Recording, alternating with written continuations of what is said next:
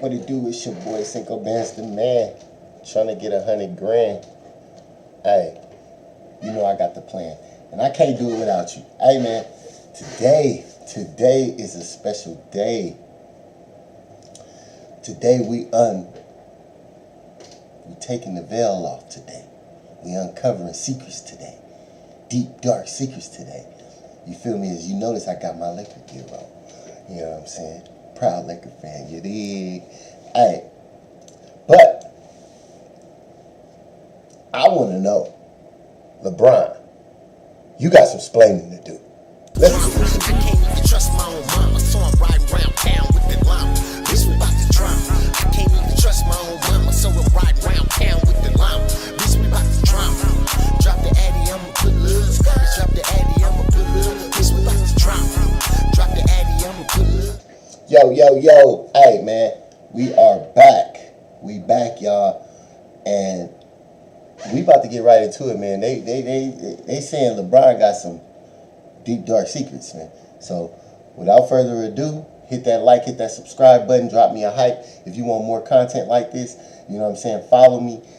And let's get right into it, y'all, without further ado. See this for what it is concerning the assassination of Kobe Bryant.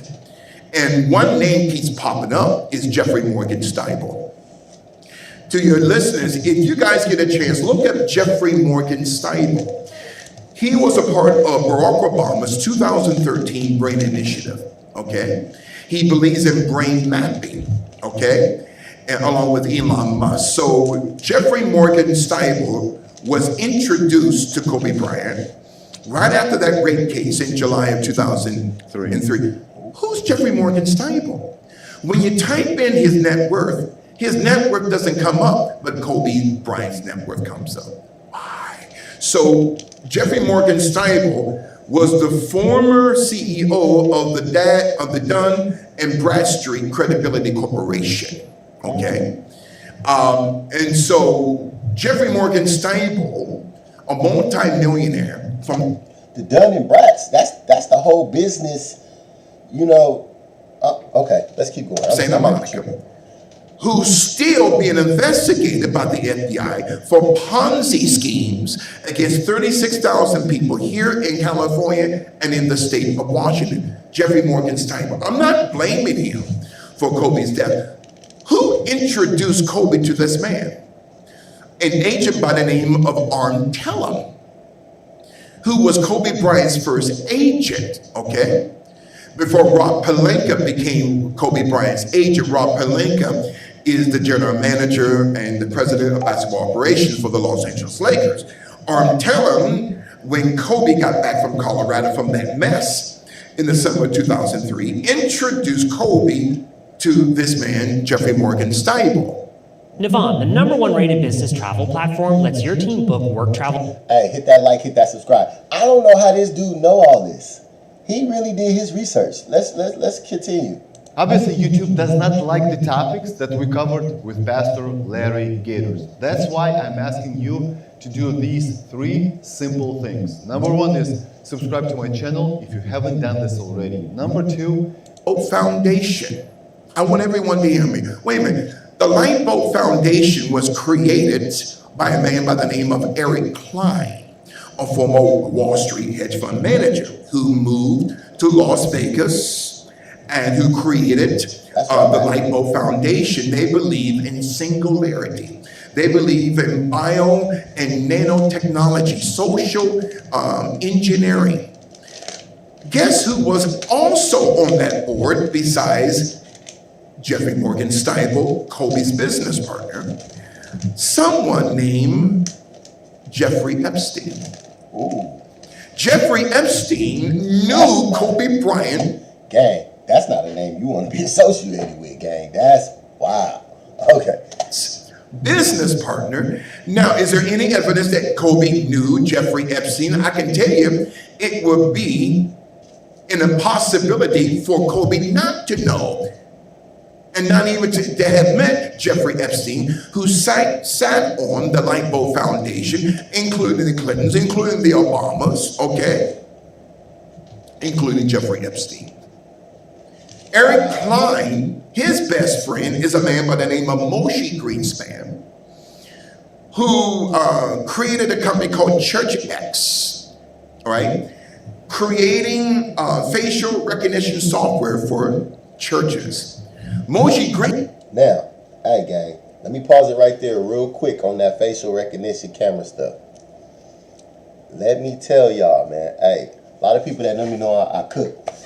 So, I'm a chef, right? I do multiple things too, but I cooked for the Super Bowl out here in Las Vegas, Nevada at the Allegiant Stadium. And when I tell you that security was on another level, I still work there to this day.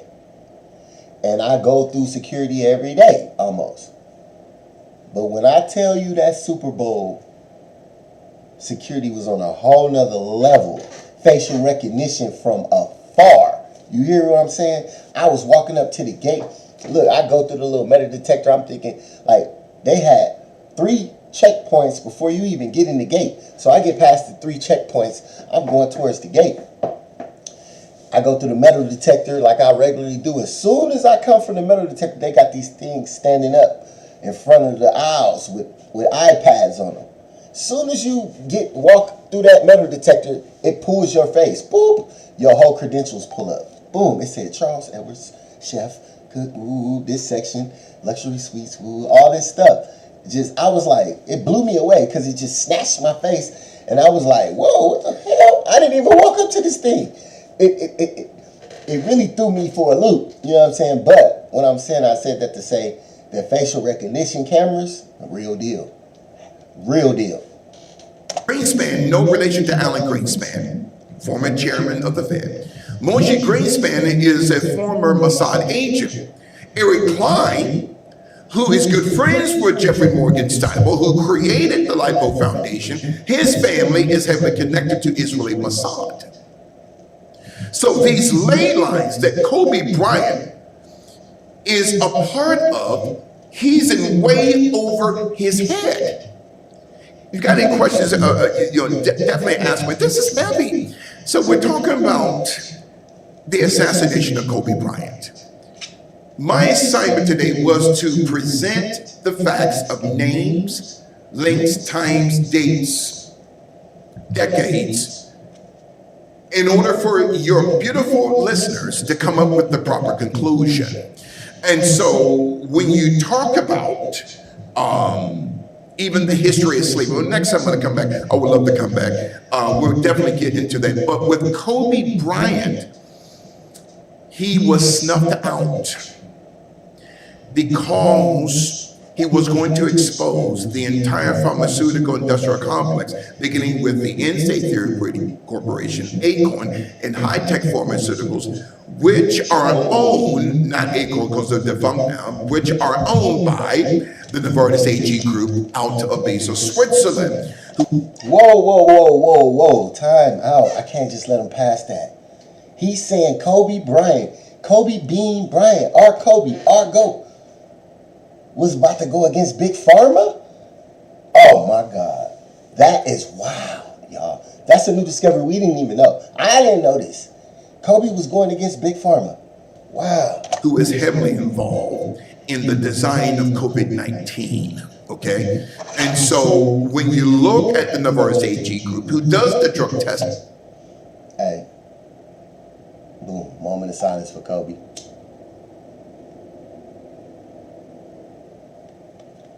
I had to get this right. Let's go. See, for the NBA.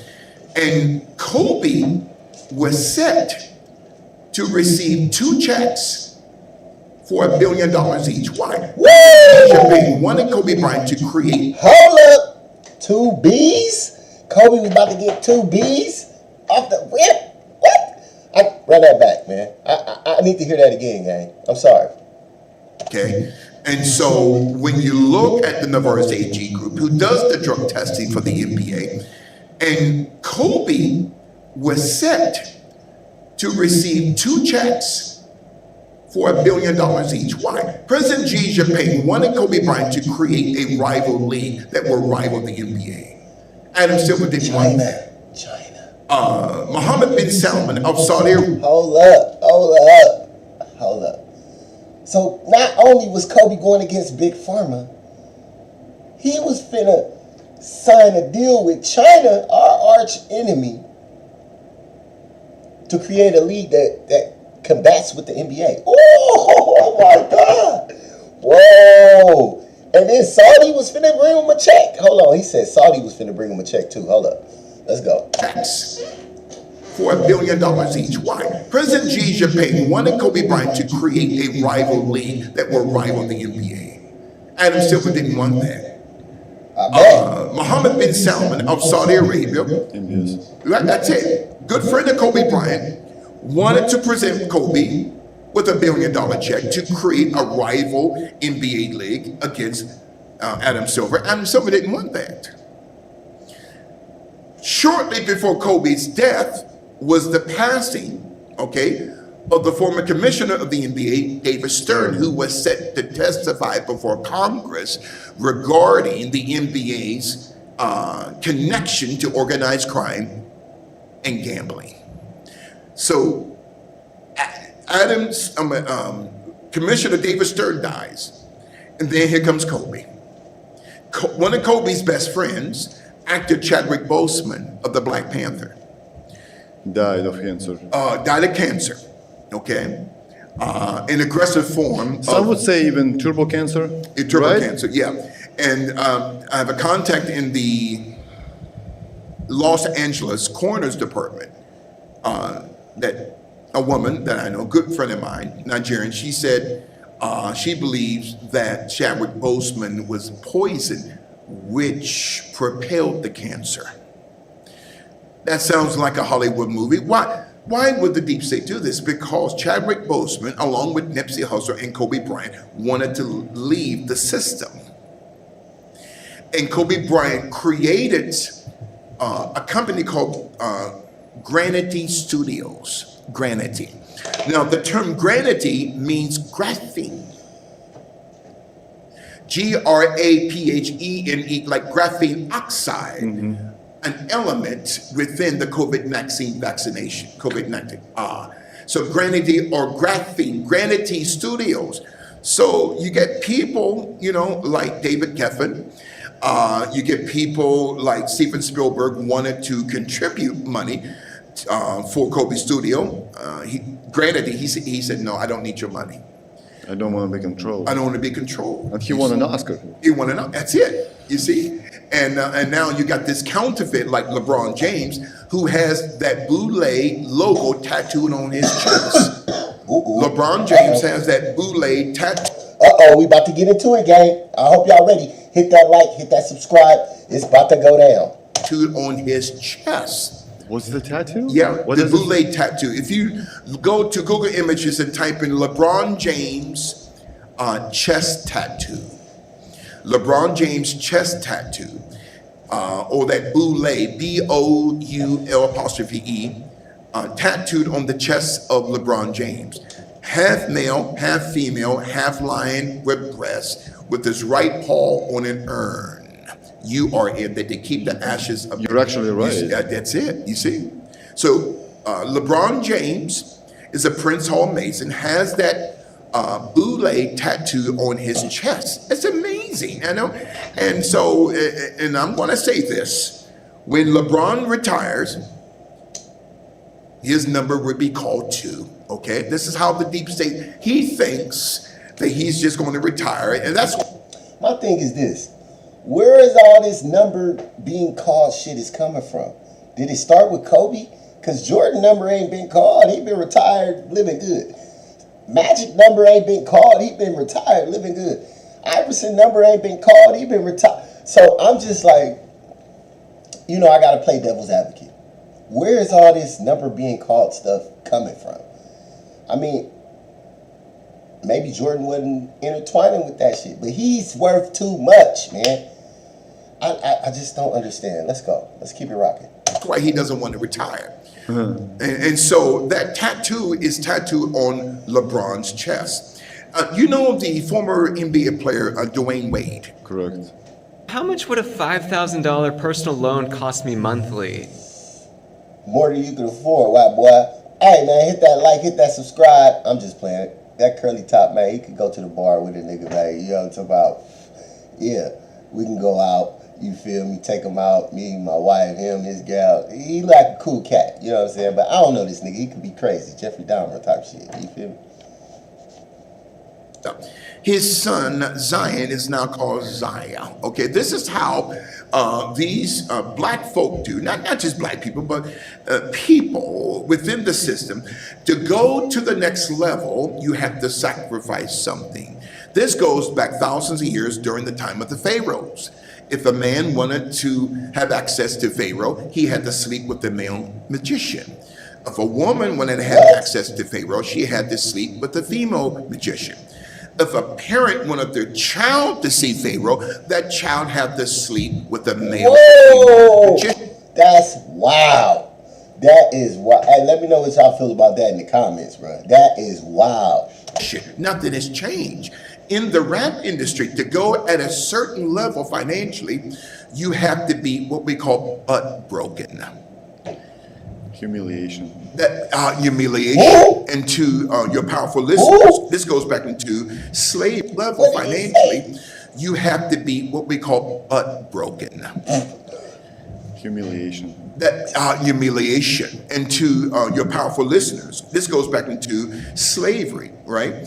The transatlantic slave trade. Slaves who could not be controlled were sent to the Caribbean, and they were tied down, mostly men, chest first, and molested by a male slave master in front of the other family members and in front of the other slaves.